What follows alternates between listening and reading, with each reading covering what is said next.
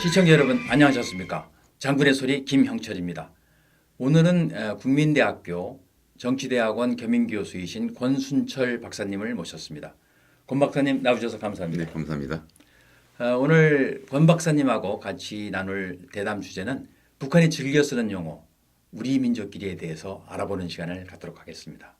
권 박사님께서는 그 민족에 대한 연구를 깊이 하신 걸로 알고 있는데 아주 굉장히 좀 특이한 분야거든요.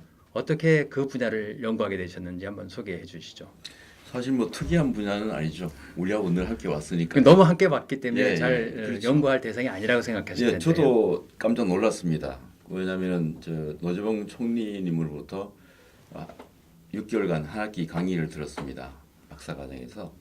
그때 총리님께서 민족이란 주권적 개인을 의미한다. 주권이 있는 국민을 얘기한다라고 했을 때 우리가 평소에 가져왔던 어떤 그 역사와 전통에 입각한 문화, 언어, 혈통의 그 공감대를 조성한 집단 이것을 민족으로 생각했는데 뭐 혈연적 민족이라든가 근데 전혀 다른 이 내용에 대해서 깜짝 놀랐죠. 그래서 이것이 무엇인가 해가지고 한번 연구를 해보고자 했었습니다. 그래가지고 박사과정을 통해서 논문도 이렇게 썼고 논문을 통해서 노총님께서는 책을 한번 내보자 말씀이 계셔가지고 한국 민족주의의 모든 것을 한번 담아가지고 실제 우리가 지금까지 관념적으로 잘못 사용을 해왔던 이 민족 개념을 한번 새롭게 올바르게 정립해보자 하는 차원에서 민족주의라는 책을 한번 써봤습니다. 그게 이 책이죠. 네네. 예. 네. 제목이 민족주의란 그리고 부제로 낭만적 민족주의 비판 이렇게 되어 있습니다. 네. 이게 시중에서 네, 교보나 영풍이 다 있습니다. 그렇군요. 지금 예. 시중에는 이제 이 민족주의라는 책하고 앤서니 스미스가 쓴 민족주의란 두 권이 있는데 앤서니 스미스가 쓴 거기는 이제 전통적 민족주의하고 근대적 의미가 두 가지 나와 있는 부분이 있습니다. 그렇군요. 네. 그렇다면 그런 민족이라는 개념이 네. 우리나라 우리 국민들에게 또는 우리 민족에게 네. 소개된 그 유래를 한번 말씀해 주시죠.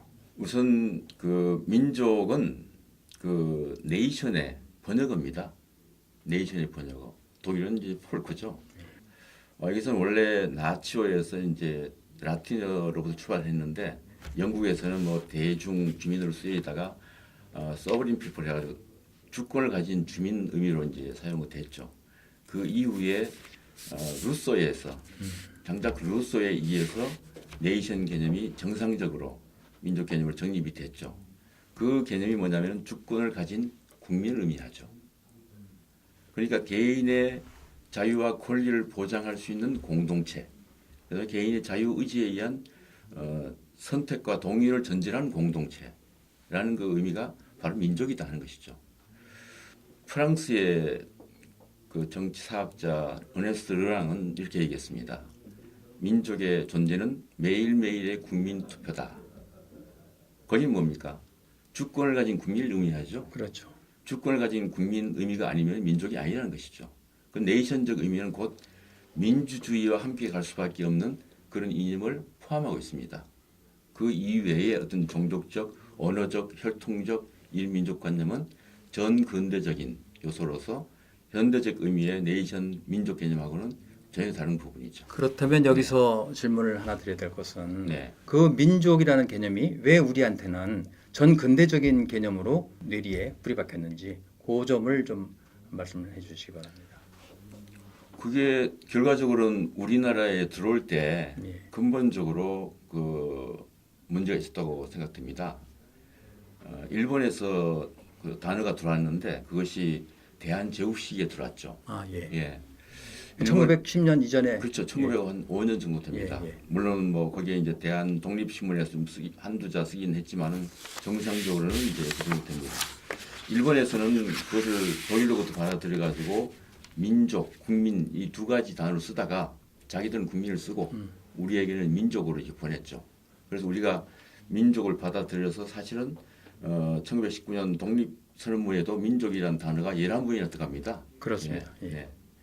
권 박사님 말씀 듣고 보니까 일본이 우리나라에 우리 국민들에게 국민이라는 개념 대신에 민족이라는 개념을 소개시켜 준 것은 아마 우리에게서 국가라는 관념을 희석시키기 위한 것이 아니었나. 왜냐하면 그때가 일본 이제 침략을 이미 다 마음먹고 있었기 때문에 국가라는 개념이 자꾸만 들어가면 저항이 있을 거 아닙니까? 그렇기 때문에 국민보다는 민족이란 개념을 소개한 것 같은데 그거에 대해서는 어떻게 생각하시는지? 예, 저도 그렇게까지 생각을 안 해봤었는데 충분히 그럴 가능성이 있죠. 왜냐하면 국민이라는 개념은 주권과 관련된 부분이 있으니까. 그다음에 그 시기에 국가 주권, 국민 주권 개념이 그 정립돼 있던 시기였기 때문에 근대성 있는 우리에게 민족을 준 것은 그런 그 국가 주권, 국민 주권 개념을 희석시키기 위한 하나의 방편이 아니었겠냐 하는 생각이 듭니다. 권 박사님, 그런데 지금까지도 우리 국민들은 민족 하면은 주권하고는 상관이 없는 괴리 있는 개념으로 받아들이거든요. 그러니까 북한에서도 우리 민족끼리라는 말을 써도 우리는 또 그렇게 거부감 없이 마저 하면서 얘기를 할 수 있는데 그렇다면 이런 현상은 왜 발생할 수 있을까요? 네, 그 바로 이제 낭만적 민족관념이죠. 우리나라 사람들의 70%가 혈통을 중시한다고 합니다. 그 여론조사 결과 혈통을 중시하는 이런 어떤 그 관념이 바로 그런 낭만적 관념을 받아들이는 어떤 그 기반이 됐지 않나 생각을 합니다. 사실 낭만적 민족주의라고 하는 것은 낭만 말 그대로 비이성적이죠. 그리고 감성적이죠. 그렇죠. 예, 정치적 의미의 그 루소적 네이션 민족 개념은 정치적입니다. 이성적이고 합리적이죠. 낭만적 요소는 비합리적인 부분이죠.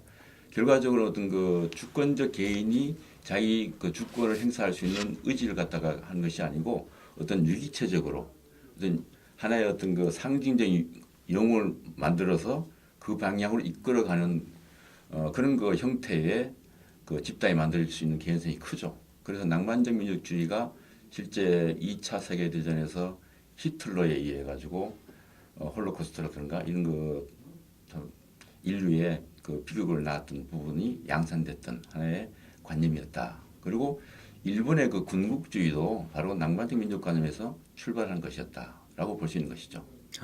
그렇군요. 그렇다면 북한이 이래 민족이라는 용어를 쓰고 네. 우리를 혼란에 빠뜨리는데 북한은 언제부터 이렇게 민족이라는 말을 썼을까요? 북한은 원래 민족 용어 자체를 갖다 거부했었죠. 예, 왜냐하면은 공산권 자체가 민족주의를 거부했었기 때문에 마르크스가 한 얘기 있지 않습니까? 민족주의는 자본주의와 함께 없어질 것이다.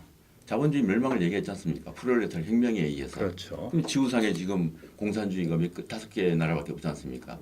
전부가 다 자본주의가 돼 있었고.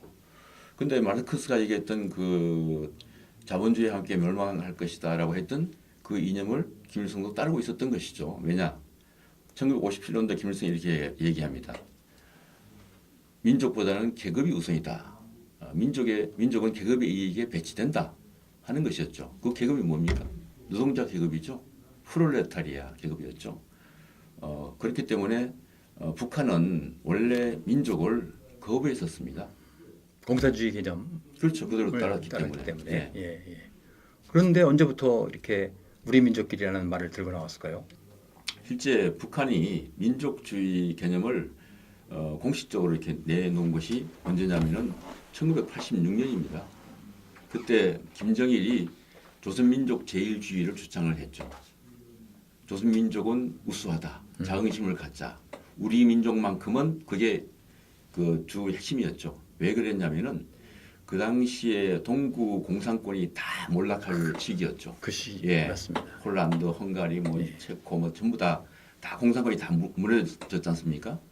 공산권 몰락을 보면서 어떤 체제 유지에 대한 위급함을 느낀 거예요. 그러다 보니까 이제 이 민족주의가 나만이 먹힐 것 같은 생각도 들었을 테고, 그래서 이 민족주의를 갖다 다시 이제 세운 거죠. 결과적으로 뭡니까? 북한은 그 이전까지는 주체 사상이었죠. 그렇죠. 예, 주체 사상을 에워싼 둘러싼 하나의 외피로서 이제 민족주의를 만든 겁니다. 주체 사상이 민족주의를 만든 것이죠. 그래서 북한 민족주의를 주체 민족관이라고 얘기하는 것도 바로 그것입니다. 조선민족 제일주의 주체 사상의 핵심 태제가 자주성이지 않습니까? 민족 자주. 일선의 민족 자결주의와 관련된 그 자주성이 같이 포함되어 있죠. 그래서 그런 그 이념적인 틀을 잘 그 이용을 해서 조선민족 제일주의를 주창하게 됐던 것이죠. 86년도에.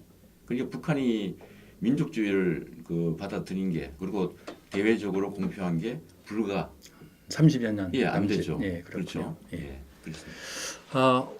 오늘 사실 좀 이게 주제가 무거워서 예. 요 정도에서 끊고 네. 다음에 그렇습니까? 또 자리를 마련할 텐데요. 예. 오늘 이권 박사님 말씀을 들어보면 결국 민족이라는 것은 주권을 가진 우리의 국민이다. 그것이 맞는 것이고요. 북한도 처음에는 민족을 거부했다고 합니다. 공산주의 사상을 들여오기 위해서. 그러다가 이제 동구권의 몰락과 함께 자기 체제 유지를 위해서 민족이라는 개념을 도입한 걸로 알고 있습니다. 맞습니까? 예, 맞습니다. 예, 그렇게 정리를 해드리고요. 다음 시간에는 바로 우리 민족끼리라는 북한의 통일 전선 전술에 대해서 한번 알아보는 시간을 갖고 몇 가지 질문사항을 한번 준비해 보겠습니다. 네. 그럼 다음번에 또 뵙겠습니다. 감사합니다. 네, 감사합니다. 예.